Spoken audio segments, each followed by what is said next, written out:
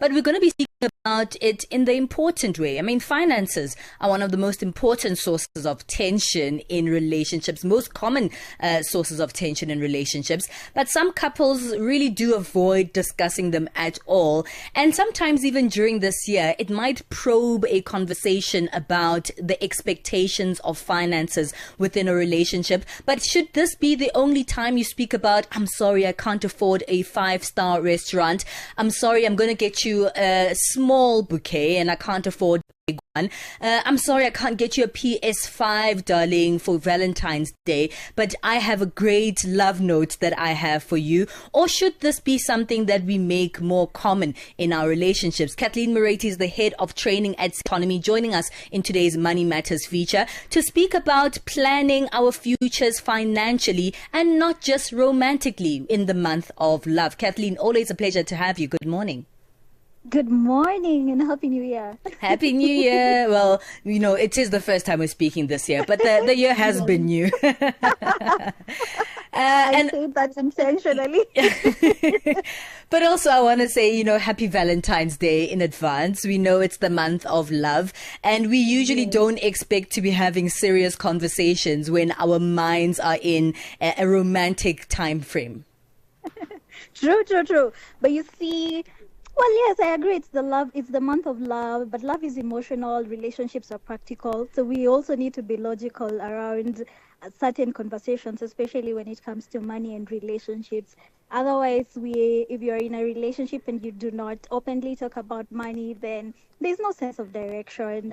There's no shared value around particular areas. There's no shared goals. So what are you guys really doing in that relationship? There has to be, a recalculation of some conversations, actually. Yeah. We say this is the month of celebrating love, and we think about that so one-dimensionally, right? We think about it only for the romantic perspective of what it is. But the romance is going to come and it's going to go. The 15th of February comes after Valentine's Day, and we have to be back in our actual relationships, the practical kind, as you say. So let's speak about that, the importance of actually having financial conversations in your relationship, even when your mind is in a more romantic mode. It's very important, honestly, to have these conversations, because at the end of the day, just like I said, relationships are very practical. So I would advise anyone who's in a relationship to openly talk about, especially going down into the intricate details around personal finance. What are your money values? Even before we get to the numbers, this is how much I earn, these are my spending habits, this is what I'm paying at the end of the month, black tax, all these nitty-gritties. But just going down into what are your money values, for example, what did you learn about money growing up? What does financial security mean to you? Oh, come on, Kathleen. That sounds like a party pooper of a conversation. I mean, it's so serious to speak about money values, right? But how do you do that in a way that is going to not turn off your partner? Because money does turn people off. As soon as you start talking about money, someone asks, like, what's this person's intention? Are they here for money? Are they here for me? Because starting that conversation is tricky.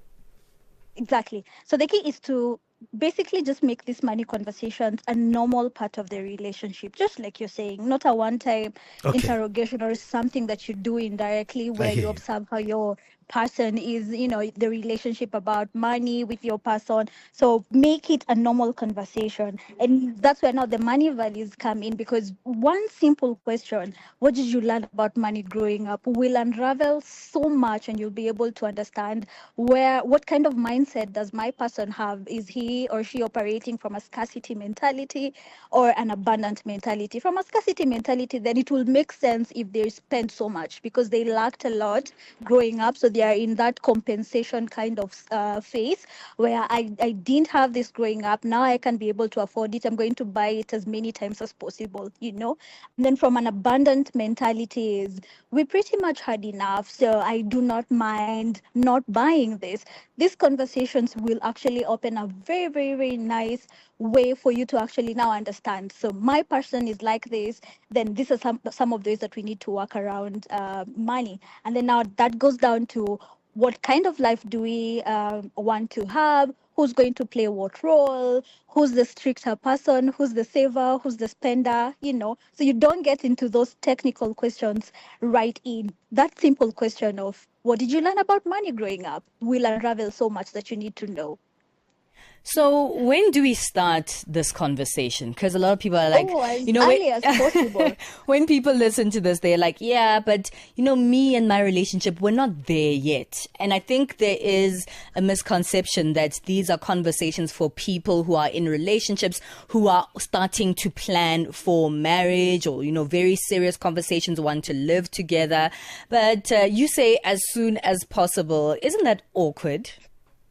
No, it's not awkward. Relationships need to be very practical. And if you guys are committed to each other, the earlier the better. That way now let me give you an example. You're going out on a first date, you've picked out this nice restaurant, your lady's ordering some kind of food that you don't really afford, Don't you think that's awkward? You need to have that conversation before you actually get to go on a date. Yeah. You need to understand, how does this person operate? What are some of the mentalities, the mindset that this person have around money? And this is when you're in that talking stage, when you're getting to know each other before now you decide, okay, let's now try and go out on a date. So the earlier the better, because now it will actually save you a lot, and it will even help you to set some boundaries about money as early as possible, because some people are in debt. They're not going to tell you if you don't have that conversation.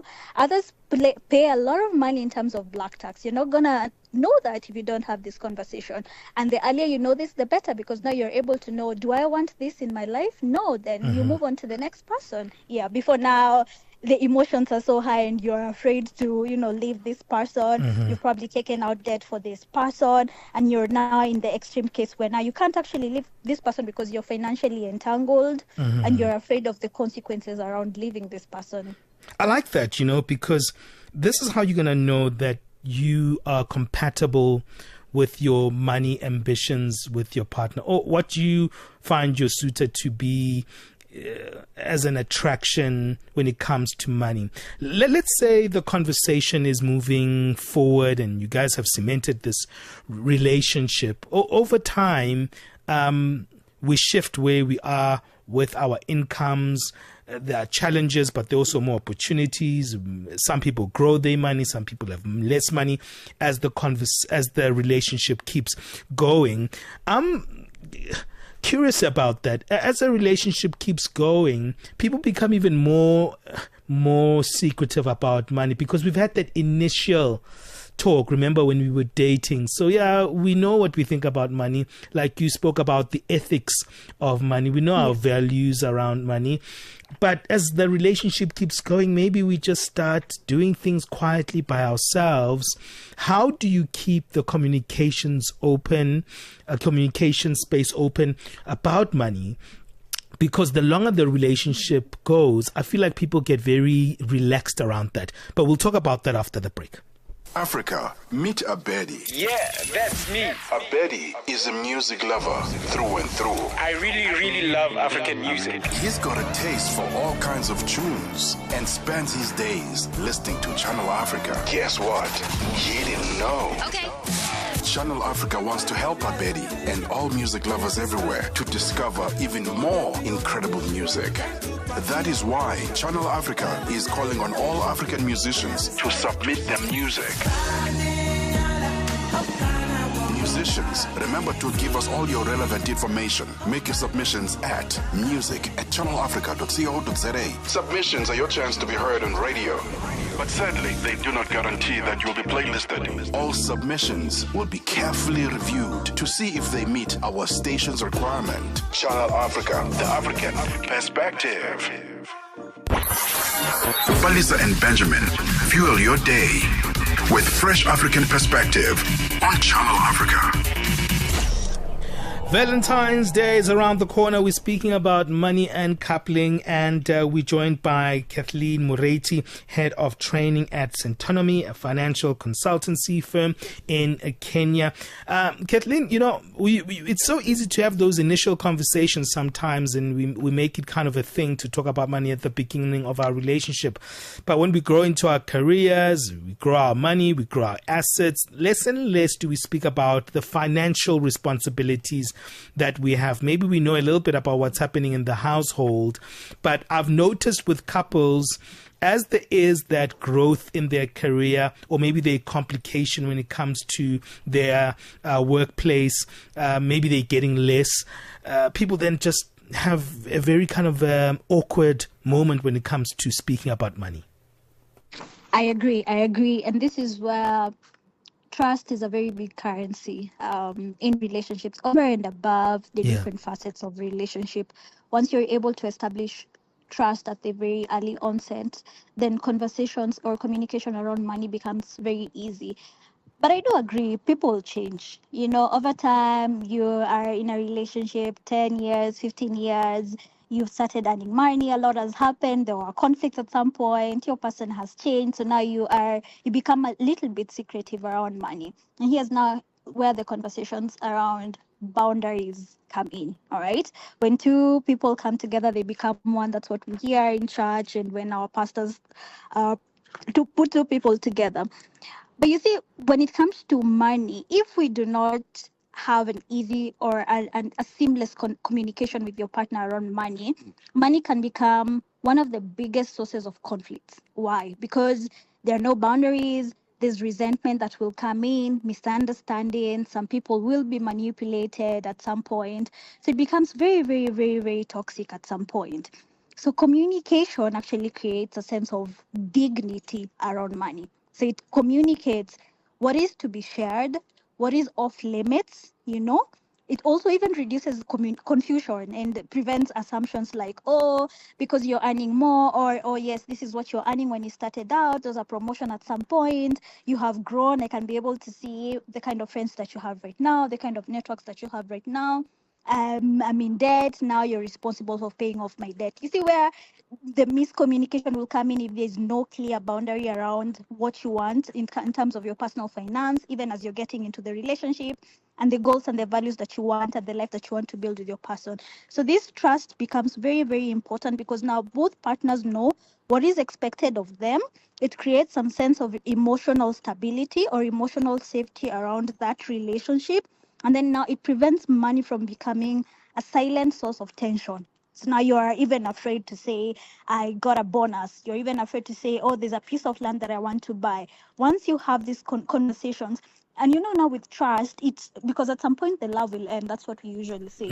But what remains as a baseline is you become friends, you become partners. So you're able to reason out logically, moving the whole emotion on the side, because when emotions are high, that's when now bad decisions are actually made around money, especially with couples.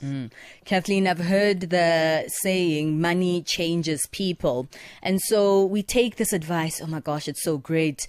We sit down, we speak about our finances, and then, everything is great. We have an understanding.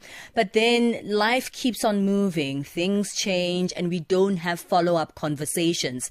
And then when things change with money, people can also change, with those money changes. And maybe there's a breakup that comes from those changes, or maybe a lot of tension in the relationship. And we go back to that 3 years ago when we started our relationship. But remember, we had this conversation. How important are these follow-up conversations as things change? Because most of the time, couples have one conversation and they think, okay, it's done, we have an understanding, but they're not continuously adjusting the conversation as things adjust in life and in the relationship. Very, very, very important. I usually tell couples that I advise that it is wise to have these conversations at the end of the year and also at the beginning of another year. Treat your relationship like a business that you want to grow. Over time, you'll have kids. Over time, you'll have property. Remove all these elements. Go into an undisclosed locations. List down what do you want to achieve this year as an individual. What do you want to achieve this year as a couple? List them down and then now work around what will take me to provide whatever is necessary for us to achieve this goal. So once you treat that as a business, at the end of the day, the whole element of emotions now, you put that aside and you sit down as two logical people. So what do we want to do now? We want to go on vacation. When? In the month of November. All right. How much is that going to cost us as a family? It's probably going to cost us 1 million shillings. How much can we put aside every month towards that? All right, so I can put aside 100K. My partner can put aside 200,000. So if that's how we are able to work around, then it means we'll even have more than 1 million. Then now we can be able to recalculate and say, okay, then let's budget for 2 million. You see, two heads coming together logically and having conversations, treating relationship as a business. Because at the end of the day, that is what is very necessary. Love is very emotional, but relationships have to be very practical. Come together and have scalable and viable and practical things that you do as a couple. That way now, if you have bad mindset around money, you're able to be held accountable, right? So it's I am an impulse spender. Cool, but we are working towards a vacation at the month of November. So then I can't afford to spend this 1,000 shillings.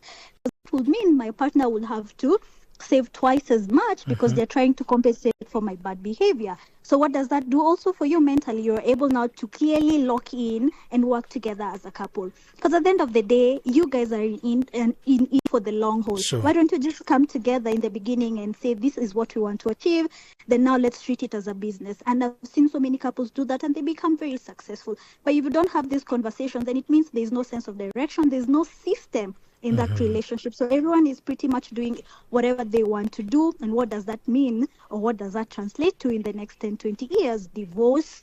And then our conversations around prenup start coming up, conversations around, I need to protect my family, all these things. Then now you stop being friends. There's a lot of chaotic environment that you create, and there are children in it. You see now, so the element of having that system from the onset saves you a lot of trouble in the long run. Okay. And when you deal with financial crisis, people always think a relationship must come to an end. What would you advise couples out there to do in moments of uncertainty? At the very early, just have a prenup. I know that's a conversation, especially in the African setup where we really frown upon that. Have a prenup. But if you do not have a prenup at the early, it's now time for you to start having conversations around estate planning. All right. So that means now you're able to sit down and say, what does a trust look like in the event that I'm no longer part of this family? Are my children protected? Are my generations to come protected? What does it look like? Because in most cases, all right, so we have separated, but something could happen and they die, so how does that look like also? So it's good to now start having conversations around estate planning, because if you don't, when that time comes, then now you have actually opened a whole door for the government to come in and put your affairs in order. And when that happens now, there's no element of, all right, now I need to think about your emotions. I need to think about who will say all those things. The government will come. It will assign a lawyer. It will assign an administrator. And most times people don't like how the government does things. So it's good. If you don't have a prenup, now start thinking about estate planning and update as often as possible. If we have bought this piece of land together, have that on record. We have actually, we are deciding to take our child to this school, have that on record, so that when that time comes, there's a reference document that actually dictates what needs to happen at this point in time.